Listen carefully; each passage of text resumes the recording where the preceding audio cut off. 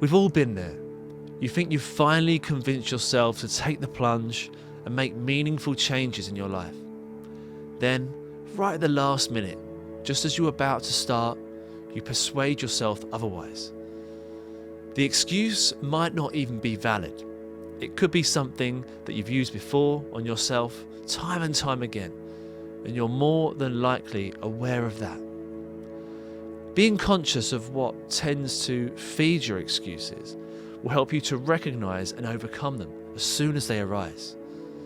Instead of convincing yourself that there is something else you really need to do, take a step back, observe the thought, and recognize it as a past programming that is trying to justify your excuse. The three most common excuses we tend to use will relate to our feelings, emotions, surroundings, and time. So 1. Feelings and emotion are easy escape routes. You might wake up and tell yourself that you are too tired, you have a headache, or that you don't feel up to the task. Whenever you use feelings as an excuse for change, you will always talk yourself out of what you need to do. 2. Surroundings. Your surroundings will be used to justify staying as you are.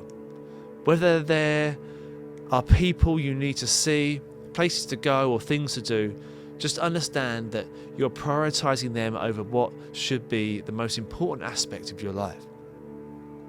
These things can wait. Just as you have made much needed changes wait in the past, for example. Number 3, time. Time is a very easy excuse to use, seeing as we are so pushed for it these days. It is just even more vital that you prioritize what little time you have on the most important things, such as change. You always find the time to do the things you enjoy most, so you know deep down there is always enough time if you are really willing to make that change.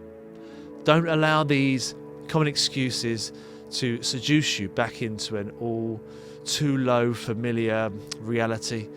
Take the sting out of these program persuasion techniques and recognize what you are doing to yourself as you're doing them before it happens.